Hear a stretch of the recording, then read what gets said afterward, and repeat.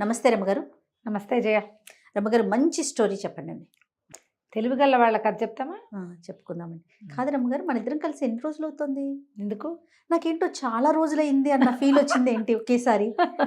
మీరు నాతో కాకుండా ఓపెన్ ఫోరం చేసేస్తున్నాను, వేరే వాళ్ళతో మిస్ అయిపోతున్న ఫీల్ వస్తున్నట్లుంది. కానీ లాస్ట్ వీక్ కదా మనం చేసి, లాస్ట్ వీక్ మధ్యలో కిచెన్ చేశాను, ఒక రోజు ఓపెన్ ఫోరం చేసాము. మన ఇద్దరం స్టోరీలు చెప్పుకొని చాలా రోజులు అయింది కదా. అలా ఏం అవ్వలేదు, 4 రోజులే అయింది. ఓకే. ఇంకా వరుసగా కూర్చోవలసిందే. మామూలుగా భార్యాభర్త ఒకళ్ళు తెలివైన వాళ్ళైతే చాలా సంసారం బాగా నడుస్తుంది. ఇద్దరు తెలివైన వాళ్ళైతే ఒకటి చచ్చిపోతూ ఉంటారు మరే కదా. మరి ఒక తెలివి తక్కువగా ఉందనుకో పిల్ల, తెలివైన వాడికి ఇస్తే వాడు లాగేస్తాడు. పిల్లాడు సామాన్యంగా ఉన్నాడు అనుకో, తెలివిగల పిల్లని ఒక దాన్ని కాలిపొడుగు దాన్ని చూసి కట్టేస్తే అదే మేనేజ్ చేసుకుంటాడు. ఇదివరకు అట్లా చెప్పుకునే వాళ్ళు ఇప్పుడు ఎట్లా ఉంది, అవతల వాడు తెలివి తక్కువ వాడని వీడు నాకు వద్దని, తెలివి తక్కువ పెద్దమ్మాయి దీంతో నేను ఉండనని ఇట్లా కొట్టు చచ్చిపోతున్నాను. అవును కదా. కాకపోతే దాని తెలివి తక్కువతనం వల్ల మన జీవితం హాయిగా ఉందని అనిపించదు. ఏదో సందర్భంలో ఆ అమ్మాయి తెలివి తక్కువ ప్రూవ్ అయిపోయింది అనుకో, లేదా వాడి తెలివి తక్కువ అబ్బాయి తెలివి తక్కువ ప్రూవ్ అయిందనుకో, ఫ్రెండ్స్లో అవమానంగా ఉందని అలాంటి భావాలతో బాధపడుతున్నారు. ఇప్పుడు ఎంతసేపు జనాల్ని ప్లీజ్ చేయటం పట్లే ఉంటున్నారు. అంటే భార్యకేమో భర్త తెలివిగా ఉండాలి, భర్తకేమో భార్య ఇంకా తెలివిగా ఉండాలి, అట్లా కోరుకుంటున్నారంటారా? కోరుకుంటున్నారు. కొట్టు చచ్చిపోతున్నారు. అందుకేగా అతన్ని మించిన వాడు ఆచంట మల్లన్నని, ఒకళ్ళని మించిన వాళ్ళు ఒకళ్ళు అయ్యి చివరి కొట్టు చచ్చి నువ్వు ఏకంటే నేను మేకని, ఎతంటే ప్రతని చివరి కొట్టుకుంటున్నారు. అలాంటి ఒక అది చెప్తాం. పూర్వం ఒక ఊళ్ళో ఓ భూషయ్య అని ఒక రైతు ఉండేవాడు. ఆయనకి లేక ఒక కొడుకు ఉన్నాడు. ఈ చుట్టాల్లో చాలామంది తెలివిగల మగపిల్లల్ని చూసేవాడు ఆయన. ఈ భూషయ్య గారు కూడా చాలా తెలివైనవాడు. ఆయనకి ఏమనిపించేది, పిల్లాన్ని తెలివిగా పెంచాలి. ఎట్లా పెంచుతాం, వాడికి ఉండాలి కొంత, అంతేగాని ఆయన ఇలా భావించేవాడు. పిల్లాన్ని అల్లారు ముద్దగా ఎంతో చక్కగా బుద్ధిమంతుడిగా పెంచారు. బుద్ధి అయితే ఉంది, కానీ రోజులు గడుస్తూ ఉన్న కొద్దికి పిల్లాడంత తెలివిగా లేడు వీడు అని ఆయనకి తెలియటం మొదలుపెట్టింది. తెలుస్తోంది తండ్రికి. హఠాట ఏదో 20 ఏళ్ళు వచ్చేసింది.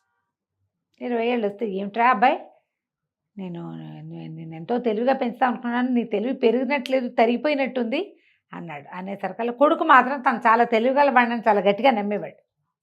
అదేంటి నాన్న, నాకు తెలివి లేకపోవడం ఏంటి, నేను బ్రహ్మాండమైన తెలివిగా ఉన్నాను, అసలు ఏ పనైనా చెప్పు, క్షణాల్లో చేయకపోతే అడుగు అన్నాడు. అడిగితే ఈయనేమన్నాడు, సరే ఒక గొర్రెతోలు ఉంది, గొర్రెని వంట చేసేసుకున్నారు, లేదా ఏదో చేస్తే దాని చర్మం ఒలిచి పెట్టుకుంటారు. గొర్రె చర్మం ఉంది, దీన్ని తీసుకెళ్ళి బజార్లో అమ్మిరా, చూస్తాను నీ తెలివి అంటే, ఓ బ్రహ్మాండమైన రేటుకి అమ్ముతాను, ఎవ్వరూ అమ్మని రేటుకి అమ్మి చూపిస్తాను నాన్న నీకు అని గట్టిగా చెప్పాడు. చెప్పేసరికల్లా నాన్న అన్నాడు, ఓ గొర్రె తోలు ఇచ్చాను, ఎవడైనా అమ్ముతాడు, అదేమిటి గొప్ప, నువ్వు గొర్రె చర్మము తేవాలి, ఖరీదు తేవాలి, తేగలవా నువ్వు అన్నాడు. ఎవడు గొర్రె చర్మంగా ఉండగానే దాని రేటు కూడా వచ్చేయాలట వీళ్ళ దగ్గరే. చేయగలవా, అది తెలివి, చేయగలవా నువ్వు అన్నాడు.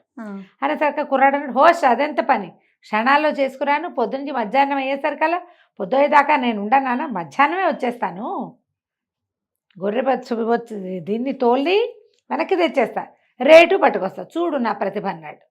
ఓహో బాగానే ఉందనుకుని అమ్మ నాన్న పిల్లని సరదాగా ముద్దు చేసి పొద్దున్నే గొర్రె చర్మం ఇచ్చి పంపించారు. అది ఇంటి దగ్గర సద్దన్నం తిన్నాడు, బయలుదేరాడు.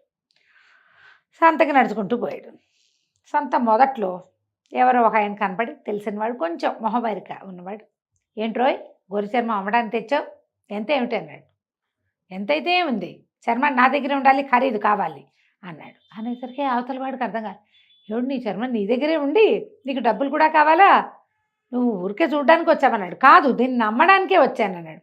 ఒరే నువ్వు అమ్మితే అది అవతలవాడి చేతిలోకి వెళ్ళిపోతుందిరా, అప్పుడు ఖరీదు నీ చేతిలో పడుతుంది, నీ చర్మం నీ చేతిలోనే ఉండి నీ ఖరీదు ఎట్టా వస్తుంది అంటే, అదే తెలివి అన్నాడు వీడు చిటికేసి.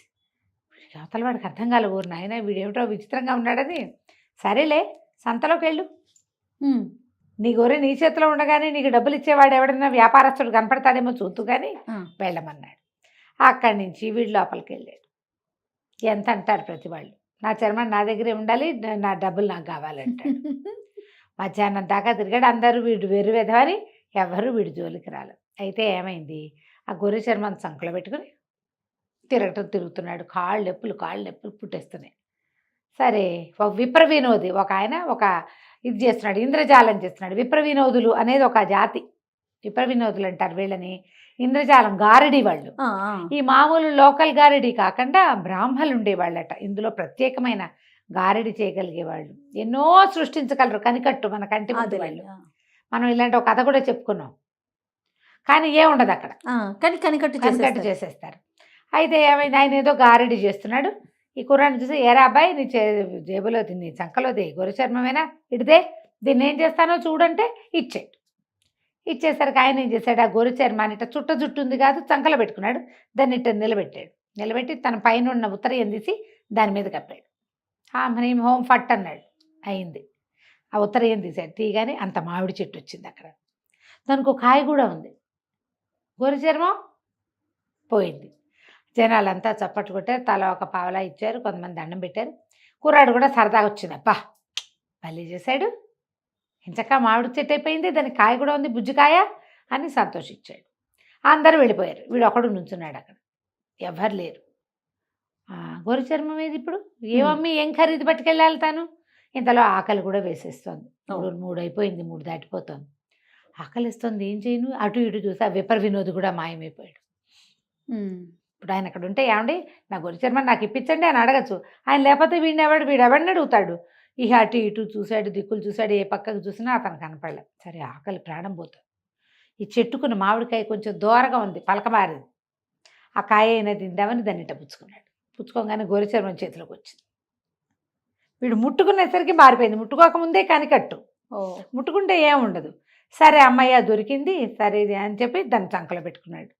ఆకలి ప్రాణం పోతుంది. ఎక్కడో నీళ్లున్నాయి, తాగుదామా అనుకున్నాడు. దీన్ని ఎట్టా అమ్మాలో తెలియలే. ఇక సంతలో నుంచి జనాలంతా 4 అవుతుంటే వెళ్ళిపోవటం మొదలెట్టారు. దూర ప్రాంతాల వాళ్ళు ఉంటారుగా, తాను అమ్మలేనని అర్థమైపోయింది. అయ్యో దీన్ని అమ్ముదాం అనుకున్నా, నాన్నకు బోళ్ళని మాటలు చెప్పాను, చర్మం ఇచ్చి ఖరీదైనా తీసుకున్నాను కాను, చర్మం ఖరీదు 2 నాకే కావాలంటే జనాలకు అర్థమైనట్లేదు అని ఏం చెయ్యాలో తెలియక మెల్లిగా అడవి దారి పట్టాడు.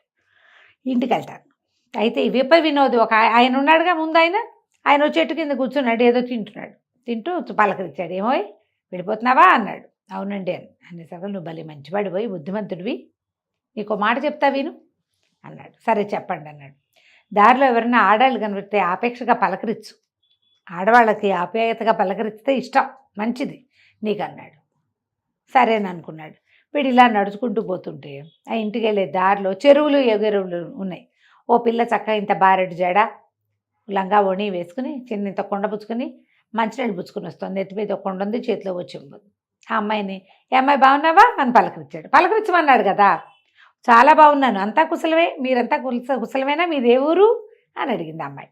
అడిగేసరికి మాది ఫలానా ఊరు, పొద్దుననగా బయలుదేరానంటే, సరే ఆ మాట ఈ మాట మాట్లాడి, అన్నం తిన్నావా అంది. తినలేదు. పద రా మా ఇంటికి తీసుకెళ్ళి అన్నం పెట్టి, ఆప్యాయంగా మాట్లాడితే జరిగేది అదే కదా, అంతేగా. పద అని ఇంటికి తీసుకుపోయింది. ఆ వెనకాల అరుగు మీద అరిటాకేసి అన్నం పెట్టింది. అన్నం పెట్టాక, అసలు ఎందుకు బయలుదేరావు ఏమిటి అంటే, అబ్బాయి చెప్పాడు, ఏం చేయను, మా నాన్న ఈ చర్మం తీసుకెళ్ళి అమ్మన్నాడు, చర్మము నీ దగ్గరే ఉండాలి, ఖరీదు చేతిలో పడాలన్నాడు, అదే తెలివి అన్నాడు. తెలివిగా అమ్ముదామని ఎంత ప్రయత్నించినా కుదరలేదు. మధ్యలో విపర వినోద్ ఒకడు దొగలేడు, ఆయనేమో మామిడి చెట్టుగా మార్చాడు అని కథ అంతా చెప్పాడు. ఆ అమ్మాయి ఏం చేసింది, ఏదో తిడితే అని వీడు అన్నం తింటుంటే పక్కన పెట్టిన దాన్ని చేతికి అందించాడు. దాన్ని మొత్తం చూసింది. ఉండు నీకు ఖరీదు కూడా వచ్చే మార్గం చెప్తా అని లోపలికి వెళ్ళి కత్తెర పుచ్చుకొచ్చింది.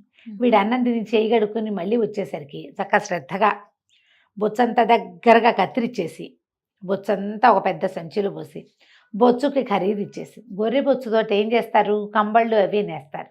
అవును, అది ముదురు రంగు గొర్రె. బొచ్చు మొత్తం కత్తిరిచ్చేసింది, చర్మం ఉండిపోయింది. నీకు అర్థమైందా, చర్మం మీద ఉంటుంది బొచ్చు, క్లోజ్ గా కత్తిరించేది. అలాగే కదా గొర్రెలకి షేవింగ్ చేసి కంబళ్ళు ఉన్ని చేస్తారు, ఊళ్ళు తీస్తారు కదా వాటి నుంచి, స్వెటర్లకి వాటికి. ఆ ఊళ్ళలో ఏముంది, కంబళ్ళు నేసేవాళ్ళు, దాంతో దారం చేసి మొత్తం చేసింది. అక్కడి నుంచి ఉన్ని రేట్ ఇచ్చేసింది. ఈ చర్మం చుట్టి చంకలు పెట్టి పట్టుకెళ్ళి మీ ఇంటికి అది.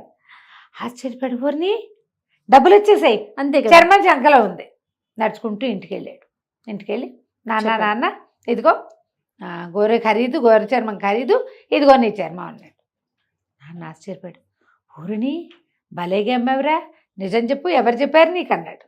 అనగానే వీడు చెప్పాడు, పలానా చెరువు వచ్చే దారిలో ఒక చెరువు ఉంది కదా, చెరువు దగ్గర ఒక పిల్ల ఉంది, వాళ్ళది పాతబావి దగ్గర ఇల్లు, వాళ్ళ ఇంటికి వెళ్ళా. ఆ అమ్మాయి ఈ ఐడియా చెప్పింది, బొచ్చంతా గత్తిరిచ్చేసింది, మరి బొచ్చు రేటు ఇచ్చేసింది. వాళ్ళేమో దాన్ని గొర్రెబొచ్చుతోటి కంబళ్ళు నేయిస్తట వాళ్ళ నాన్న. అనగానే ఈయన అన్నాడు, ఒరే ఆ పిల్లని పెళ్లి చేసుకోరా, నువ్వు నీకు 20 ఏళ్ళు వచ్చే ఎలాగో పెళ్లి చేస్తావు, నువ్వు తెలివి తక్కువ పడివి కానీ చెప్పిన మాట వింటావు. అదే కదా.